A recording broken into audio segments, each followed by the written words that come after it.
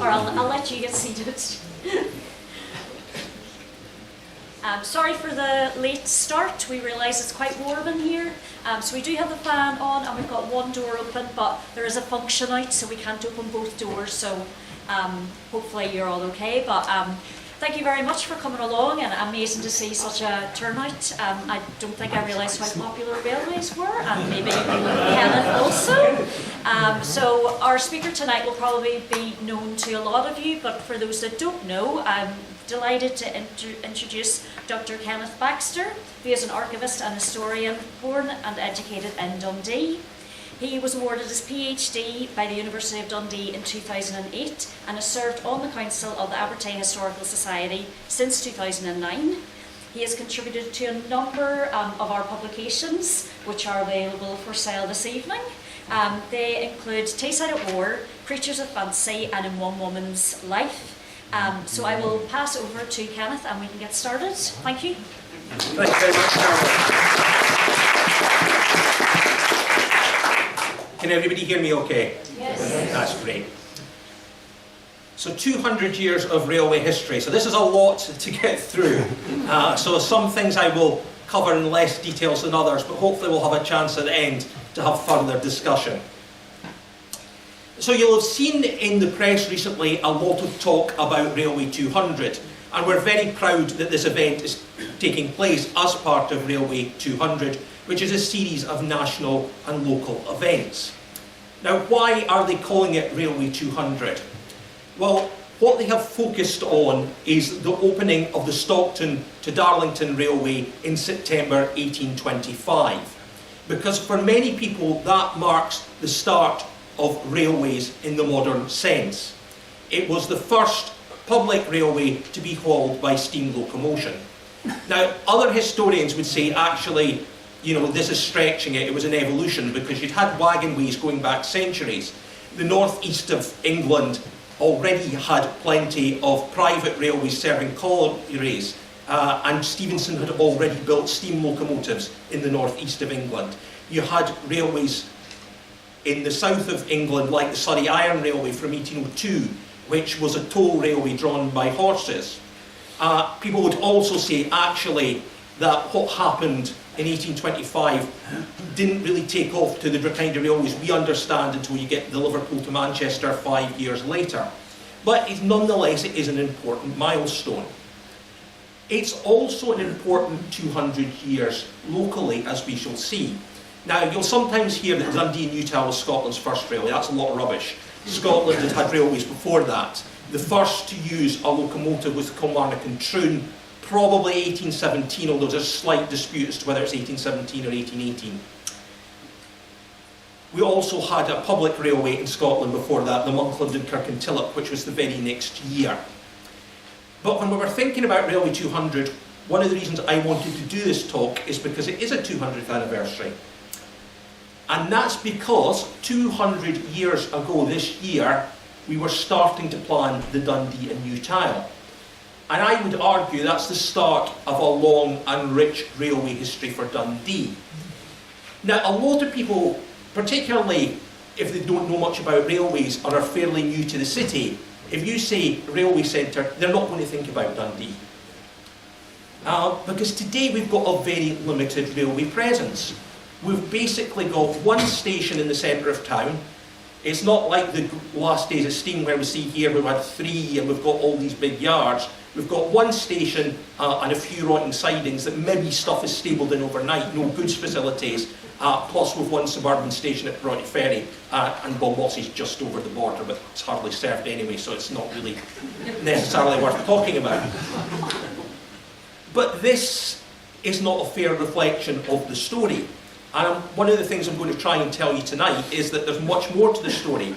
And it's a story, really, that's not just about Dundee or about railways, it's about both. Just railways have an important place in Dundee's history, and Dundee has an important place in railways history. Now, obviously, as I've said, I'm not going to be able to cover everything. We are quite lucky that there's been a lot of good literature, particularly in the last 30 years, on Dundee and its railways. Very readable, Some of it's not so well known perhaps as it should be by the general public because it's seen as specialist railway stuff, but it's not. It's really good, informative material. And there's just a few of the authors I could mention: Smith and Anderson, Neil Ferguson, Peter Marshall, the late Charles McKean. There's also been a lot of unpublished research, some of which we've got down in the university archives. The late great Will Dow, for example, Tom Craigie, and Professor Stanley Jones. So there has been a body of work done on this. Now, this is a wee diagram I've put together. It's sort of, it's not to scale, it's more a sort of London Underground style. And this is to show you what the full network, if you like, could look like. Now, not all the stations I'm showing here were open at the same time, and one or two were fairly short. I've also not included some temporary terminus in this as our stations that live. But look at that, look at the network that Dundee was part of. Dundee was at the centre of a network of railways covering Angus, North Fife and East Perthshire. And as W.A.C. Smith said in his book, The Lost Railways of Angus and Kincardineshire, this was a once extensive network which has been reduced to a very basic system. And you can see that, because if you look, there's the bits I've faded out what's gone. We're basically left with a couple of stations in North Fife coming in, then we go out to Perth with only one intermediate station, and up the coast there are stations going up to Arbroath with various degrees of service, but beyond that, Angus, I mean, people talk about the borders being decimated as railways have gone. Angus, that there is a main line. That is part of the West Coast main line, and that was closed. So we have lost an awful lot. And I think that's why a lot of people struggle to understand. So what I'm going to do is I'm going to talk through the railways as they emerged from Dundee, try and tell you how they came about, a wee bit about their history, and then some of the other railways that didn't come off, and then a little bit about the decline. Before we start, I'm going to say a word on companies, because if I go through every company that's involved in this could get very, very boring. Basically, what is true to say, most railways, and particularly locally, start off as their own company. So the money's raised, I'm going to build a railway from Dundee to Newtyle, therefore it's going to be the Dundee and Newtyle Railway. But what happens as time goes on and other companies spring up, you get mergers, you get one company leasing another company, you get groupings together, and eventually what happened was Scotland finished in the 1860s with 5 main companies. By far the largest two were the North British and the Caledonian, and they were the two that were active in Dundee. The Highland was in Perthshire, but it didn't come down to Dundee, although there was a chance at one time it might have done. In 1923, basically because the railways had been left in such poor shape by the First World War, it was decided they'd be grouped into 4 companies. And in Scotland, that was the LMS, which took over the Caledonian, as well as the Glasgow and South Western and the Highland, and LNER, which took over the North British and the Great North of Scotland. And then, of course, in 1948, they're all nationalised into one company, and we get British Railways. Now, this is important in a sense, in that when understanding why railways appear, you've got to understand that competition is a factor. And when railways get nationalised, competition ceases to be a factor, and duplication becomes a problem. So, as I said, I want to start in 1825, and it was 1825 that the plan was done for Dundee to get its first railway. And this is the plan which we got down in the archives, showing how Dundee, which is this wee tiny bit down there, was going to be connected to Newtyle, which basically barely existed. It was a village of no particular importance. So why build this railway? Well, the answer was, for a long time, Dundee and other places had been looking at schemes to form better connections. We're into the Industrial Revolution, Dundee's producing goods. It also needs food. It also has a port that needs trade. Vale of Strathmore, very fertile, but roads to Dundee not good. If Dundee doesn't do this, they could easily build a railway to one of the East Coast ports, Arbroath or Montrose, or down to Perth, which is Dundee's big rival.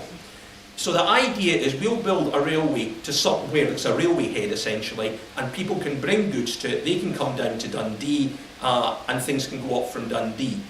They didn't really think that much about passengers, although passengers did actually prove more popular at the start than they expected. So this is not quite the line that's built. I would emphasise a couple of things. Look at the gradient. So this is where the railway is going to start. It's going to go right up the side of the law. Along here, we've got another incline here at Beckley, and then another one down going from Hatton into Newtyle. So we've got 3 steep inclines. And you can see, if you look at the Dundee portion in detail, I mean, Dundee is really tiny, but it has got a rapidly growing population. In terms of population density, this is big. We need food. And as you can see, it's got to climb and go. Now, the route is built similar to this, but there is a little bit. So they had this public meeting that they wanted a railway. They commissioned Charles Landale to do the plan and the report, which we see here. And the next year we get an Act of Parliament, which authorises them to raise up to £30,000 for shares and gives them borrowing powers of £10,000. And I think that'll be fine because they can get the railway in at a cost of less than that. Now, how was it planned to be run? Because you're automatically thinking about steam trains. No. How they were going to do it was this. I mentioned those 3 inclines. There, the wagons are going to be hauled up the incline and down the incline by cable. So we're going to have 3 stationary engines. The flat sections are going to be hauled by motive power, but the initial motive power is going to be horse. So they start work on this. It quickly becomes clear it's going to cost more money. The contractors are arguably fleecing them. Charles Landale, who is a bit of an odd choice, it's generally reckoned, because we're not sure about how much experience he had as an engineer, probably wasn't keeping a very tight rein on things and was let go. And in 1829, they do get the Law Tunnel completed, but they are running out of money. So the next year they go back to Parliament. Parliament says, right, you can have another 10,000 for shares, and you can raise another 20,000 by borrowing. And so by the next year, they are in a position to get it finished. And the line partly opens in 1831 on the 16th of December.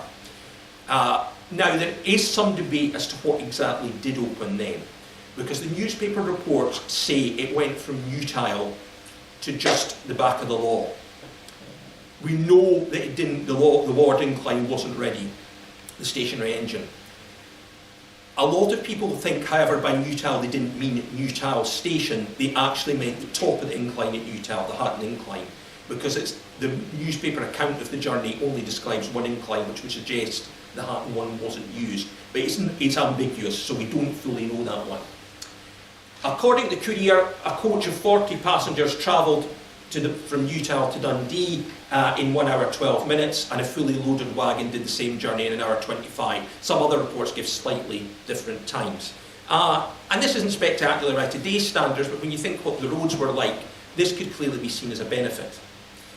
Unfortunately, the next newspaper accounts you get of this are the first accident, because it's reported in several newspapers that 2 days after the opening on a Sunday, a group of young workers, including a blacksmith, decide they're going to have some fun, find some of the wagons, manage to get one of them on the track at the Law Incline, which is, the incline's there but it's not open, and decide to push it down. One of them falls in and doesn't get out and is killed.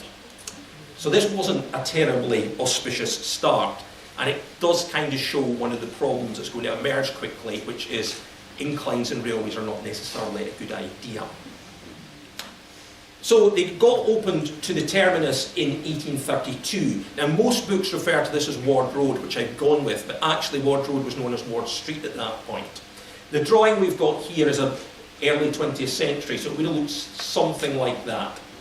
And you can see the inclines on the 1848 map and the 1860s map as it went from the station up the hill, past the infirmary when the infirmary is built, through the law and back out the other side.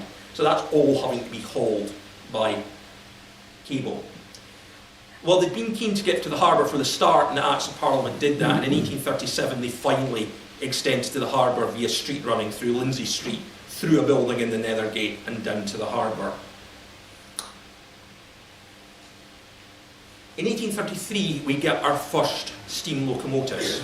Now this is a picture of what is believed to be the first locomotive, the Earl of Airlie.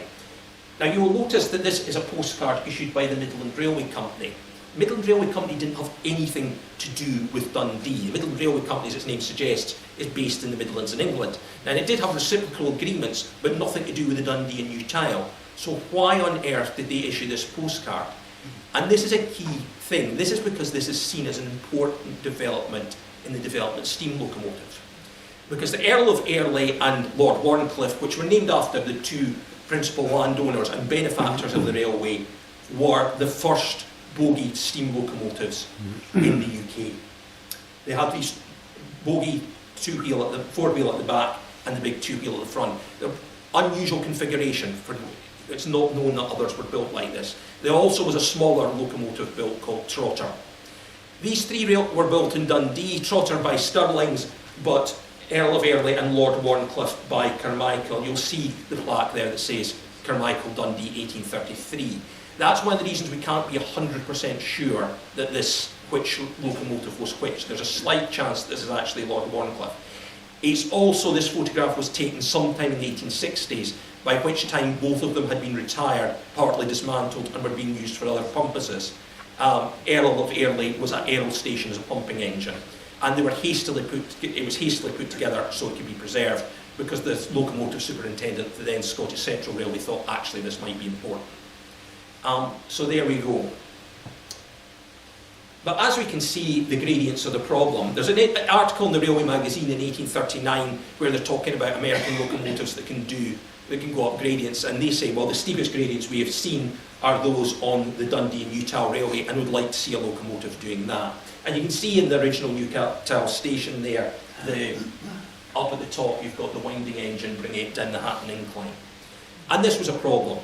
This meant, of course, you had to stop and start trains. What happened if the cable broke? There was a limited amount of traffic, and this is one of the reasons the railway struggles. Now, they did have extensions to Glamis and Cooper Angus, which had been decided fairly early on, but they then get trumped because a railway is built through Strathmore, which they form part of, but the Dundee and Newtyle isn't to the same gauge, so it's in real trouble. And there were talks about takeover, but eventually in 1846, it's the Dundee and Perth Company that lease it for 99 years. And of course, by the end of the 99 years, individual railways no longer existed. The Dundee and Perth Railways, we'll see actually at that point, wasn't running any train of its own.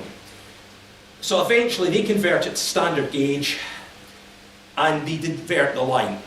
So the line now goes, or in Dundee, it goes to what will be Dundee West Station, out along the Perth Railway, swings out at 9 Wells Junction, up to a station called Liff, which was actually quite far away from Liff Village, and this, you'll see an issue with the railway station names, down to another station in Lochee, which went by various names, but is generally called by its last, Lochee West, through Lochee, and then joined the original line just beyond King's Cross. They then diverted it round Ochterhouse, and lastly it was diverted to a new Newtyle station, thereby getting rid of all the gradients, and new connections were made so it could go into the Strathmore main line. That meant, of course, we lost the Law Tunnel, which is still something people in Dundee are very interested in, and we can maybe talk about that later on. The redirection actually worked out because it allowed a number of important goods branches to be added to it. So Camperdown Works, the biggest jute works in the world, is able to get right in on this because the new line's going right past its door, so a branch goes to Camperdown Works. They then have Dundee's only big goods only branch is opened in 1885 through to 1890 for Fairmuir, which Bowbridge Works was a big customer for, and Maryfield. And the Maryfield one actually ended up being significant in that that's why Keelers put their big factory there, because they would have direct railway access. And one of my early memories is walking with my aunt up Mains Lone and seeing these old coal bunkers and being told that this had once been a railway yard, not believing her. There's no trace of that now, but in the 80s you could still see that. And indeed, the last new railway to be built in Dundee was off the Dundee and Newtyle in 1946, because the new industrial estate up at Dunsany, the reason that was there was they could get a railhead straight off the Dundee and Newtyle, and that tends to be forgotten about. It's also one of the shortest lift railways in Dundee's history. So, the Dundee and Newtyle, that's its origins, but we were thinking of other directions. We're thinking of moving east. Dundee and Arbroath, both very important ports. They were both manufacturing centres and have things that complement each other, but are connected in the 1830s by a bad road. So a railway looks a good idea. So in 1835, a public meeting is held and subscriptions are raised to commission a survey. We get the survey, and the next year we get the Dundee and Arbroath Railway Act, connecting Dundee to a station just beyond Arbroath Harbour called Lady Lone. Now, it opens in stages, and again, it's not a standard gauge. The Dundee and Newtyle was an odd gauge. Dundee and Arbroath an even odder gauge, 5 feet 6 inches. It opens as far as a station at Craigie, which, you know, the bridge that cuts down from the road as you're coming into the ferry on the harbour, that's roughly where that station was. It's only intended as a temporary measure. They get a little bit further into Rudyard's the next year, but they get into where they really want to go, which is a station at the foot of Trades Lane in 1840. That last stretch is going over land owned by the Harbour Trustees, and technically was a separate railway owned by the Harbour Trustees and let back. And that arrangement persisted actually into the fairly late on. Dundee and Arbroath Railway is also a good example of seeing how important the railways were in physically shaping Dundee. Because you see here, this is it coming in, this is it on the 1840s map. The railway, as it's coming into Dundee, is built on a causeway. And that allows for new docks to be built on the south side of the causeway, but it also means on the north side you get these big areas of land. Now the intention was they would be filled in and developed, and they were, but it took time. So you can see in the 1840s you still had these stagnant pools of water, and this was a problem. But basically the shoreline of Dundee is pushed south because of the Dundee and Arbroath Railway. Now you can see this is a 20th century impression of what the station would have looked like. The railway books tend to talk about this as Trades Lane Station, and some contemporary reports do refer to it as that. There are also contemporary reports that call it the East Station, which is what its successor would be known as. There are also contemporary reports that just talk about it as the Arbroath Station. And because basically at this stage, it was really, as far as the Arbroath Railway was concerned, there wasn't another station, that was their Dundee Station, so they would have just called it their Dundee Station. So the idea that it had this designate name Trades Lane is a bit spurious. There's also a bit of a debate about how much the station had replaced this as a completely new station or not, and we'll get into that in a second. But 1847, the line is re-gauged to standard gauge, and that means it can connect with other railways, particularly the ones that are emerging from Arbroath. Also, it means we can get street running to connect it with the Dundee and Perth Railway at the other side of the harbour, not for passenger trains but for other purposes. The station's a big concern, and in 1856 the chairman of the Dundee and Arbroath Railway Company told the shareholders that no person has ever departed for or arrived at the Dundee station without mentioning it was in need of replacement. So it was becoming an embarrassment to the company. It couldn't handle the trains, it was grotty, and that's why they start to build another station.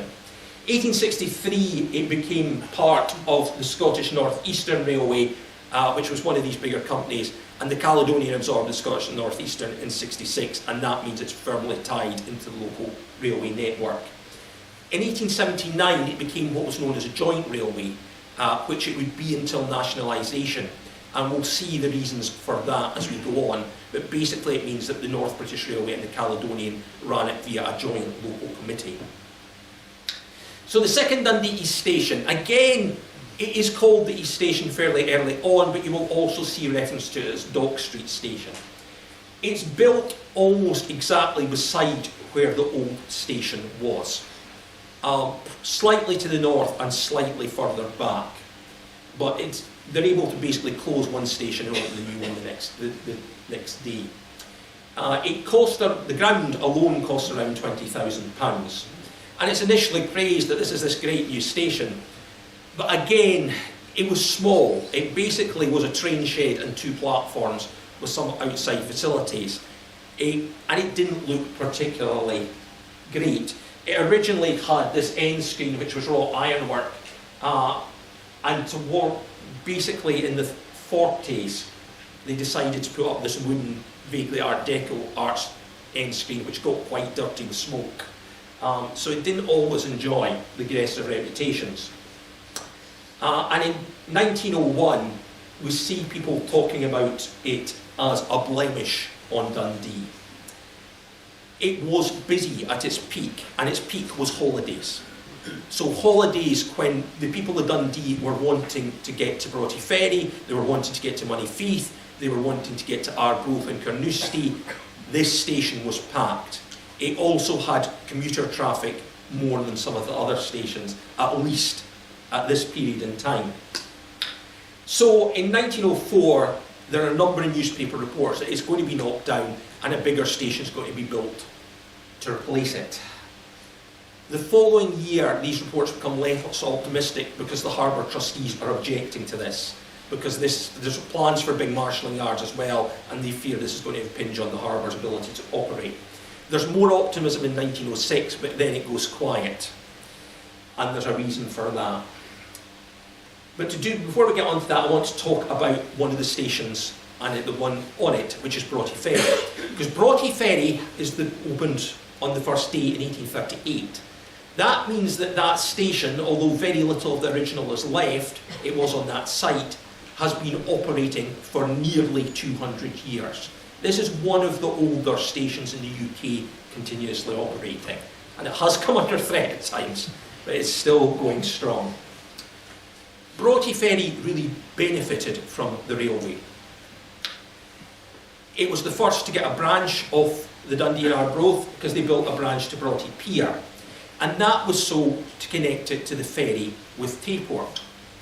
And this is how the North British Railway starts getting interested in the Dundee and Arbroath, because the North British Railway and its allies are wanting a route from Edinburgh to Aberdeen. By the 1860s, the Calais can do it going via Perth and the Strathmore line, but the North British wants to do it crossing the rivers. There's talk about bridges, but it's too soon for that. So they come up with these idea of railway ferries, or the floating railway as they're called. And this means that the trains can run from Burn Island, having taken the ferry from Granton, loaded onto the ferry at Tayport, unloaded at Broughty Pier, and then they can be reversed into Dundee and taken on from there. In 1859, as Broughty Ferry grew, it got a second station, West Ferry, and a third would be added at Stannergate in 1901. Passenger services were crucial. And in 1872, the Courier argues that the Dundee and Arbroath Railway and the Caledonian Railway, by operating it, controlled the destiny of Dundee. They argue partly this is due to goods traffic, but they say one of the things, if we're going to get businessmen to come into Dundee, they're not going to want to stay in the centre of town because that's dirty. They're going to stay somewhere in easy reach that's clean. And that's what Broughty Ferry is great for. So we need good first-class train service from Broughty Ferry. And this meant that you did get a lot of businessmen. Now actually, the Courier points out, well, this could happen with Tayport and Newport as well, but at the moment the boat means that's impractical. And as we'll see later on, that did happen. But it means commuter traffic is very important. The problem is that commuter traffic is going to get a blow at the start of the 20th century. In 1898, there had been a proposal for an electric light railway connecting Dundee, Broughty Ferry and Barn Hill. Argument being that the rail service weren't sufficient. Now, this, calling it a light railway is interesting because it seems a sort of hybrid between what we would see as a tram today and what we would see as a railway. Now that scheme didn't go any further, but what did get taken up was an electric tramway from Moneyfeith to Dundee, and it is duplicating the route to the railway. It is cheaper, and it is more convenient. That hits the railway commuter traffic, and this will be a pattern. We also, of a spin-off, got the Dundee and Forfar Direct Railway. I'll mention the Dundee and Northern Junction Railway later on, that had been an earlier talk about linking Dundee with Forfar. Forfar could only be reached basically directly by Arbroath, or if you were wanting to use the West Station, you would have to get a train from the West Station up to Cooper Angus and then change at Cooper Angus and get to Forfar. And these were a long ways round. So there was a long idea that it would be a good idea. The Scottish North Eastern Railway had, when it took over, was quite keen on this. The Cali, when it takes over, is even more keen on this, and an act goes through, and in 1870 we get this railway opening via Barnhill, Miniki to Forfar. Passengers in November, goods in August. And its legacy, of course, is, we see there, the famous Seven Arches.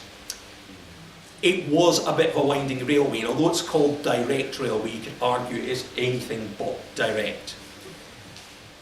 Its busiest station was Barnhill, which opened in 1874, because that again got commuter traffic, but again that got hit when the trams came in.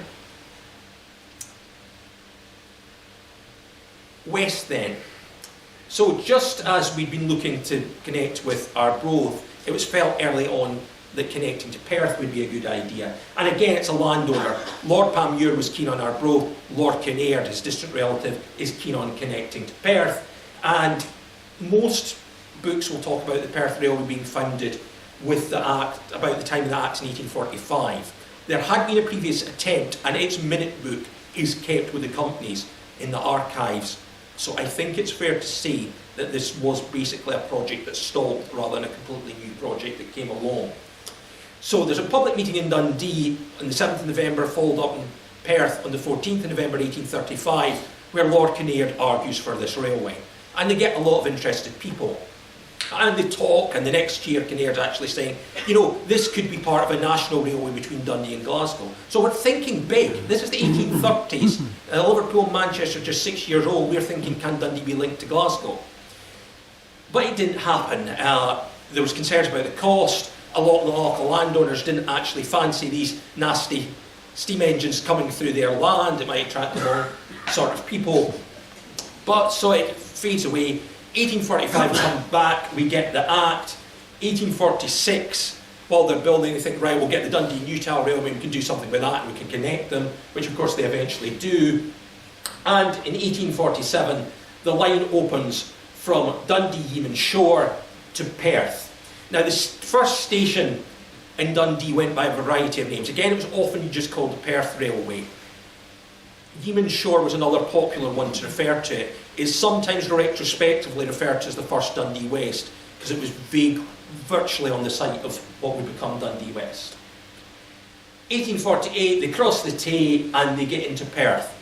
By this point, 1849 they cross the Tay and get to Perth. 1848, Perth has been reached by the Scottish Central Railway from the south, and that will connect through eventually to the line in Strathmore and the direct line to the Highlands. This means Dundee is coming up in at an angle. And initially the trains have to reverse back into the station until eventually they build the circular platforms which are there today. And that's why you see the circular platforms at Perth Station. The irony being, when they were opened, they were the least important. As traffic's changed, they're now the two most important platforms in Perth Station. So this is how the railway came into Dundee, and again we can see it being planned. It's going to cut through on a causeway, and so this is again, it changes the shoreline at the west end of the city. So again we've got the railways changing things. The station was only ever intended as temporary. Now the books are very contradictory about what happens. A lot of them say the new station is built by the Scottish Central Railway in 1864.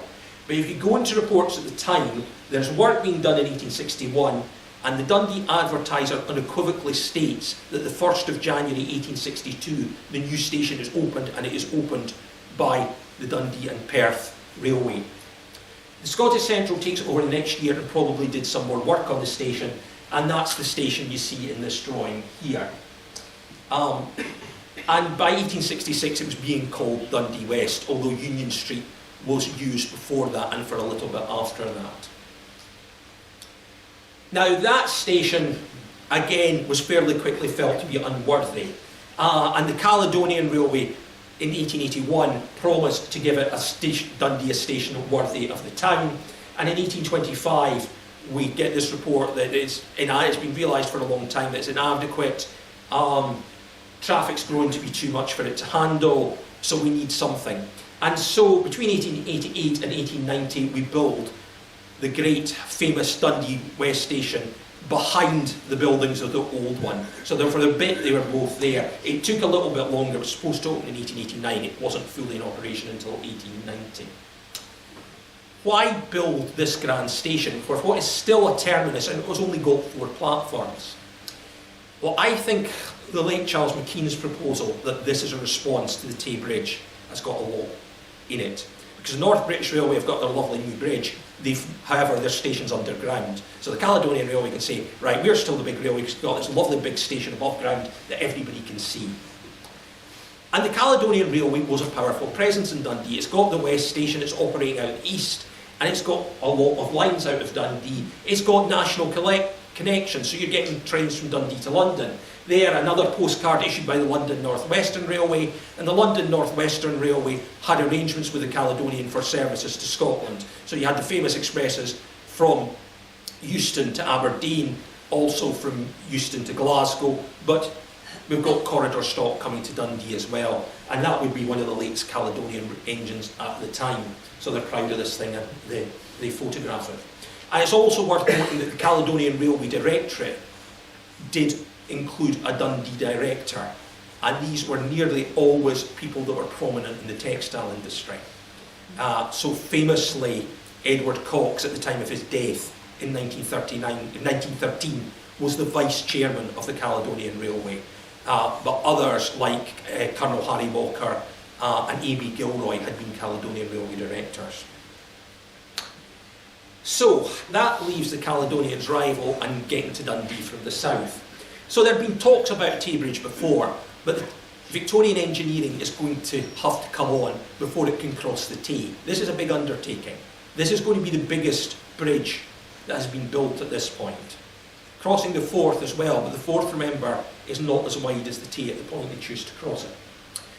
But Dundee was very keen. Again, one of the key figures as a manufacturer is Edward Cox's father, James Cox, sometime promised to Dundee, head of Cox Brothers, and very much interested in railways, and would become a director of the North British. And so they're pushing for this. The North British are keen because it can connect them with Aberdeen. They've already taken over the old Edinburgh Northern Railway, which connected to Perth and Tayport, and they're now going to build a direct line from Lookers Junction to connect to this bridgehead. 1870, the Act goes through, the work starts, and it's designed by Thomas Bouch, who's thought to be the great railway architect of the time. That's going to be a problem. Now, there was problems right from the start. They assumed that they were going to be able to go down onto flat, hard rock. When they start sinking, they discover they're sinking at sand. So that means they have to recalculate the bridge as it's being built. There's a lot of arguments that things went wrong with building the bridge. I don't want to say too much about the bridge and the disaster because it has been covered by a lot of people, David Swinfen, John Preble, and we can come back to it in questions if you like. But there were certainly problems with it from the start. But nonetheless, the test crossings made in 1877, and the following year it's ready to open to passenger traffic. Now this is something that not just Dundee is proud of, but Scotland and the UK is proud of. This is showing British engineering. This is showing that Britain's great. That's why when US Grant comes to Scotland, he's taken to Tayport so he can see the bridge. Because this is going to be one of the wonders of the industrial world. And Queen Victoria passes over it, coming back from Balmoral in 1879, and Bouch is knighted shortly afterwards. And it's all looking great. And then we get the 28th of December 1879.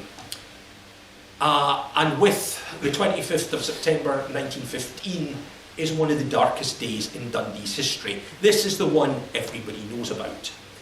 Because a train coming from Edinburgh, Bunt Island, having taken passengers crossing the ferry from there, makes its way through Fife.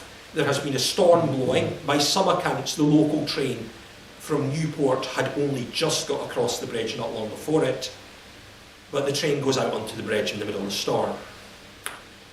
About 7:15, probably slightly later, the train disappears from the view of the people in the signal box.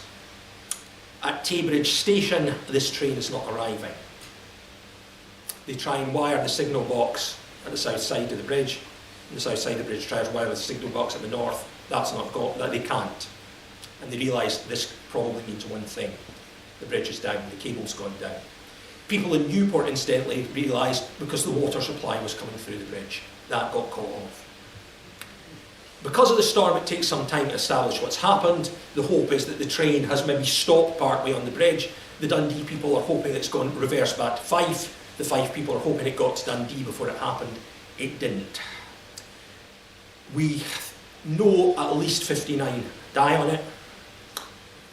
The original estimates were much higher, partly because with through ticketing made it very difficult to keep track.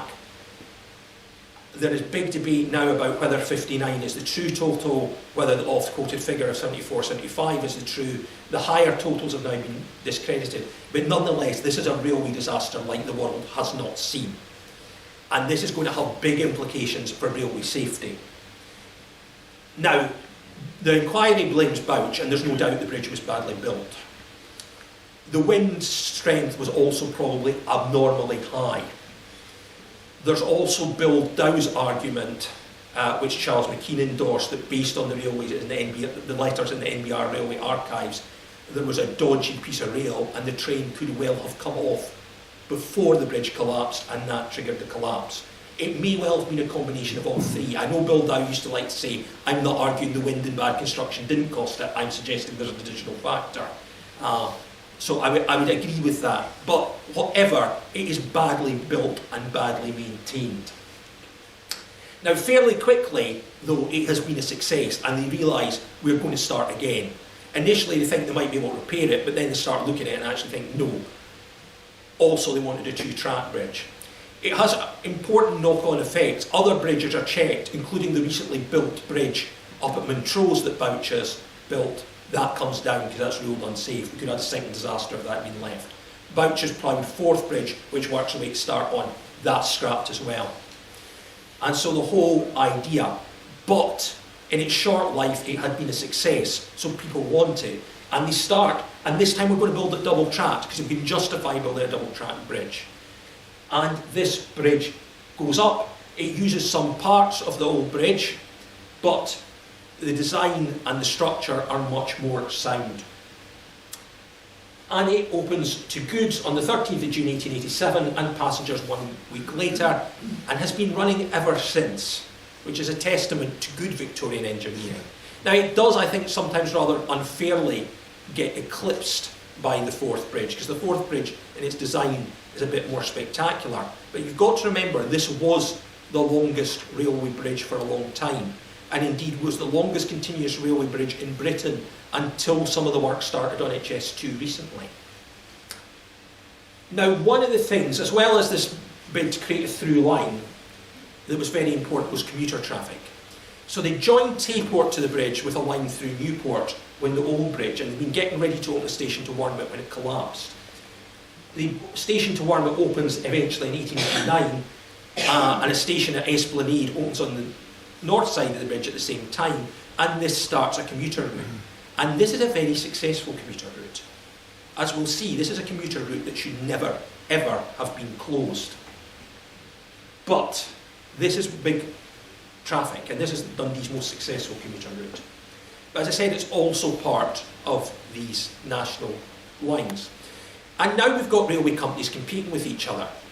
And the North British now has a direct line to Aberdeen using the Dundee and Arbroath joint, its own line from Arbroath to Montrose, and then sharing the line beyond Kinniber Junction up to Aberdeen. The Caledonian has its line to Aberdeen. Now the Caledonian and London North Western have rights to run to London.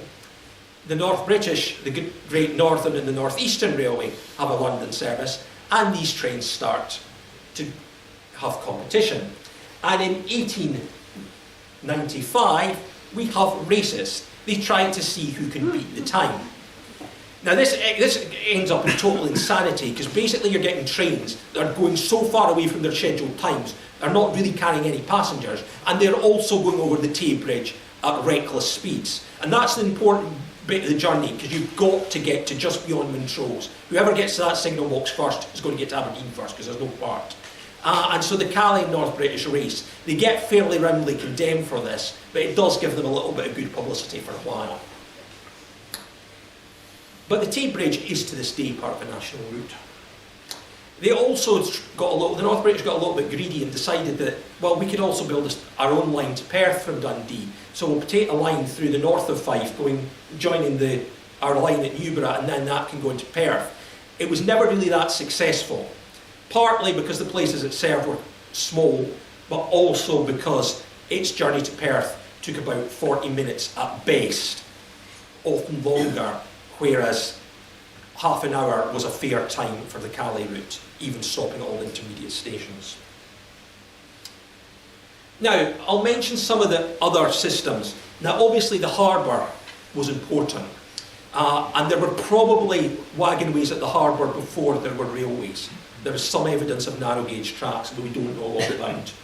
But early on, I said the Dundee and Newtyle connected to the harbour. Obviously Dundee and Arbroath's built by the Harbour Connects. We have the street running through. Again, that's why the North British and the Caledonian at the west have their stations there. And we have this network. And again, you can still see some of the tracks. If you go down to City Quay, you can see railway tracks that have been there. You used to be able to see far more into the 80s, branches off that we're never sadly going to see trains again.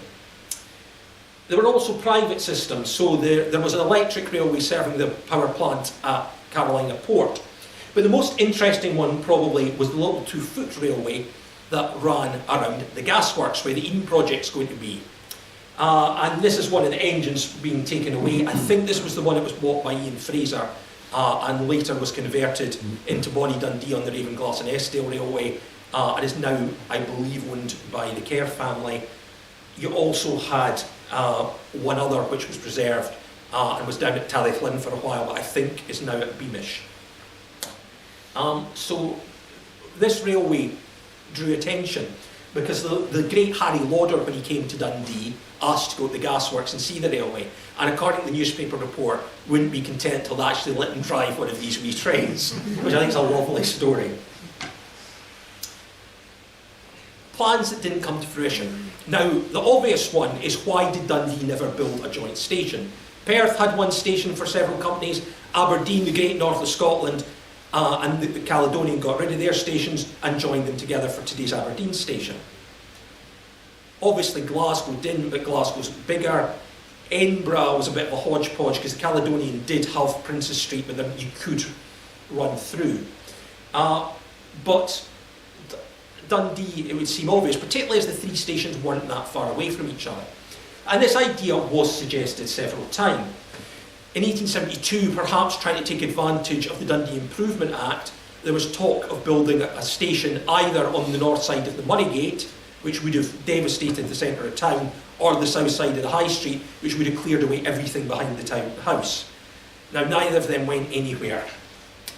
1896, a plan that was dusted on and off sometimes, was that they would reduce the Earl Grey and William IV docks, which by that time size was getting an issue.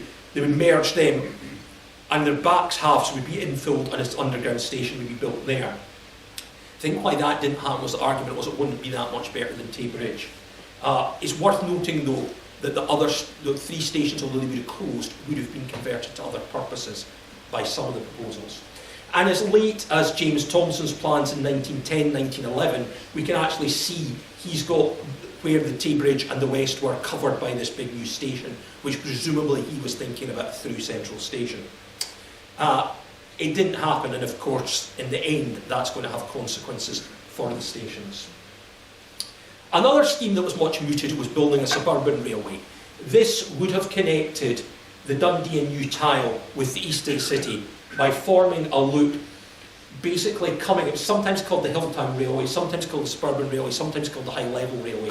It would have come off just beyond Lockheed, gone straight through what was then known as Smithfield, Coleside, through Stobbs-Muir, out to Craigie, and then back in a semicircle and come out just about the Stannard Gate. And then that would have meant you could have run trains from Dundee East to Dundee West, or you could have run right through Tay Bridge when this was last mooted in 1896. And indeed, it's worth noting this got as far that the Dundee Directory plans actually include this as a railway in progress. It didn't happen. And if it hadn't been built, Dundee would look different today. You would probably have communities in the east that didn't end up developing in the way they did.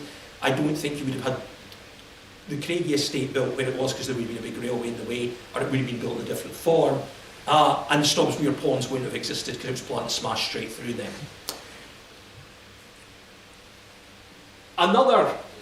Some other schemes, the Dundee and Stanley, some of them involved this Dundee Suburban Railway, so we'd use that to branch off from it to connect the East Station with Stanley Junction, and then potentially have a line running up to the Highland Railway. Another variant that we're going to get the Great North of Scotland involved, but quite how that would have worked. The Dundee and Northern, which I've mentioned, and this is a plan of, it's a very complicated plan to follow because they did it, is quite odd. Basically, it would have been a line coming down from Forfar with a fork going off to Dundee East Station and a fork going off to Broughty Ferry Station, coming through Claypots and coming in there. This was actually, there had been earlier proposals to connect to Forfar. This one would have been more direct than we did get. But what's going on here is, this is when the Scottish Central Railway have got control of the Newtyle Railway. And there's a fear that they're going to use this for what some of the other railway companies land. So this is a sort of thing. It's also possible that even as early as this, the North British and the Edinburgh Northern were sniffing about, because the Broughty Ferry connection would potentially have meant they could have used that as a route to Aberdeen eventually. So there were a lot of things that could have been. There were other proposals. I mentioned the light railway. There was talk of somehow connecting Dundee with Ballater, but that really was pretty unrealistic. There was talk of narrow gauge railways from Alyth as well. But on the eve of the Great War, this means Dundee has got its most significant railway footprint ever. We've got a nice little suburban network. We've got our three big stations. The two big stations in the west each have two big goods stations and massive goods yards and sheds. And we've got goods out by the east as well. So Dundee is well served. This is not including the wee goods yards out at Lockheed and the suburban stations. But the commuter traffic is starting to get under threat, and the reason for that is the tram. We've mentioned the Dundee to Broughty Ferry route. We're getting trams out to Lockheed. They're now, as electrification comes, they're faster. And it was well known right to the end of the Newtyle service that if you were trying to get out to Blairgowrie and you missed the train at Dundee West, you could get the tram and catch that train up at Downfield because of the way it had to go out. Goods were important, but obviously goods was going to rely on the fortune of industry. So as Dundee industry starts to change, that's going to be a problem. And you can argue that after the First World War, that's when the decline sets in. So the decline really was a long decline. There are a lot of factors in it. Some of the things were underlying. So the Dundee Newtyle Railway and the Forfar Railway, when they're in Dundee, yes, they've got suburban traffic. When they get beyond that, they don't. The places they serve are tiny. In the case of Lyth, they are not actually near the station they're named after. Now, Lyth the station actually would have been great when Charleston was built, but it wasn't there at the time. This was also a problem with the intermediate stations on Perth. That's why you've got a place called Errol Station today, and Errol, because the two were so far apart, and a second community's grown up at the old railway station. But that was true with Kinfons Station wasn't anywhere near Kinfons. In Stewart, they actually had a tramway, a horse run by the Caledonian Railway going from the station up to the village. So this is a problem. The development doesn't come, and it's the same going out to Forfar. Places like Kingsmuir that are stations on the Forfar, they're not places even people know about because they're so small. There's no communities there, and they don't grow up as they expect. And even Barn Hill Station wasn't ideally positioned for the way Broughty Ferry was developing at that time. We started to get closures during the First World War. Most of them were temporary, but two stayed. Stannergate, trams had meant it was doing nothing, passenger business, and Lockheed West, ditto. So they shut down, they don't reopen. Esplanade, which had actually been very underused for a time and had only been partly served, finally closes in 39, although it's briefly reopened when the Royal Highland Show is at Magdalen Green after the war.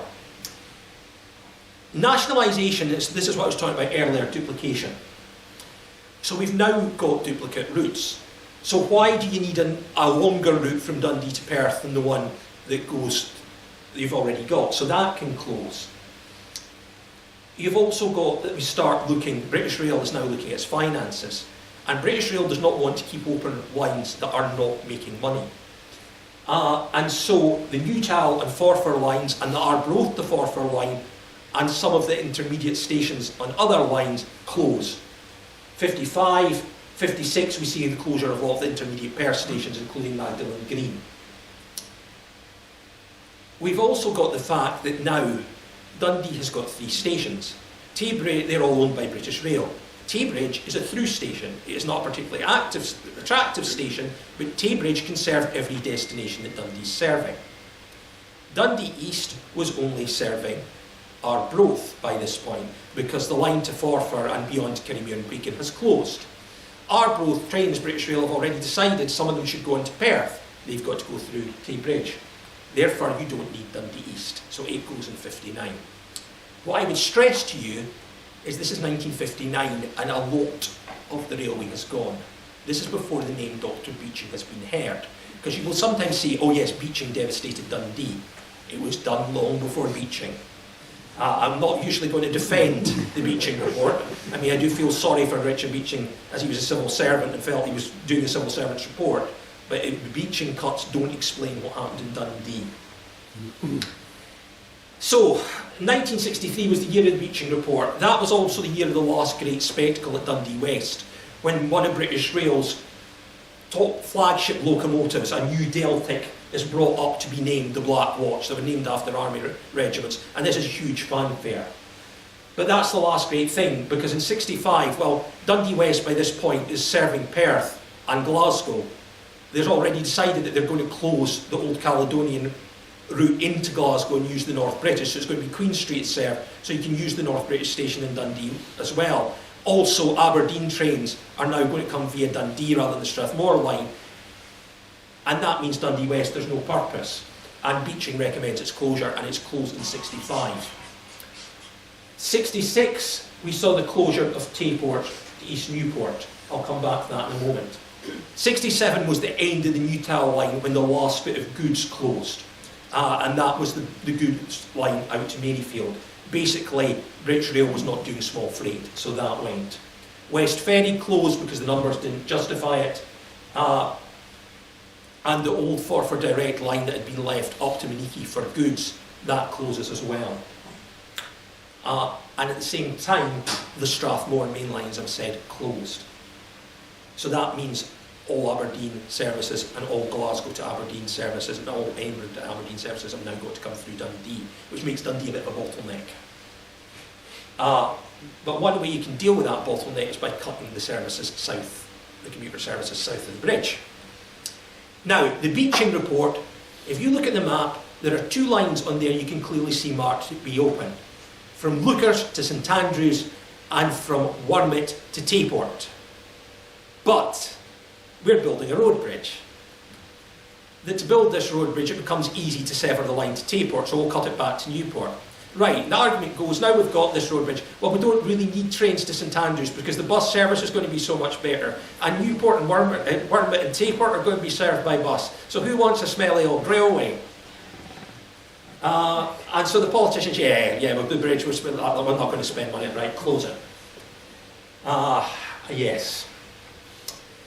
And that is really the end of the major suburban services in Dundee.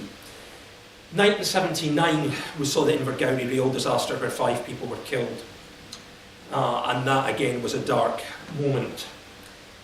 1982 had another big event when the University of Dundee locomotive is named to mark the centenary in the old goods yard in front of Taybridge Station. That itself, in a few years, would be hauled down as they changed the roads, and the goods yards would close. We lost the Freightliner terminal in 87, and most of the old yards end up getting converted for supermarkets and things like that.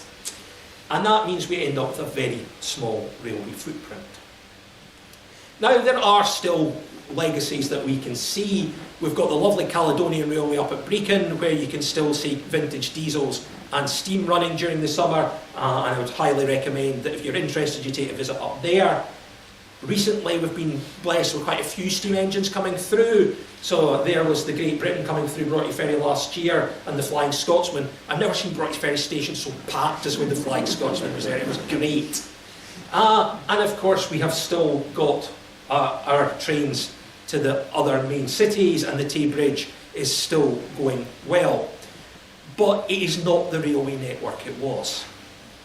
It's not the railway network we could have had a little bit of forethought gone. It's not to say you don't sympathise with why people thought railways should close, but there wasn't necessarily a need to sell the land off immediately so they could never be used again, or to actually think about, well, everything's going to be replaced by cars, so we'll get rid of trains. Now, of course, attitudes did change. Very famously, in the 1980s, there was a Serpol report, which, had it gone ahead, the only railway in Scotland would have been Edinburgh to Glasgow and then down into England. It was never really a serious proposition, but it did serve as a big wake-up call. So, a very condensed history of 200 years. What I would like to stress are the two things. Although it's not obvious today, Dundee does have this rich and important railway history. And it's something we need to remember. The McManus is good at stressing it, the Transport Museum is good at stressing it, there are various other things that are good at stressing it, but it's not obvious to somebody coming in Dundee. But also, Dundee wouldn't be Dundee as it is today if it wasn't for the railways. Now, there are other things I could have talked about. I mentioned the Carmichael-built engine and Stirling-built engine. There was actually a whole number of railway engines built in Dundee in the early days. GM Steel did a book in the 70s, Dundee's Lost Industry, the Iron Horses. And that is another whole fascinating story about these early engines and why that then didn't continue. Goods was very important. I could say a lot more about that. I could say a lot more about the harbour, but I've spoken much longer than I should have done. So I will stop now and let you ask me any questions you've got.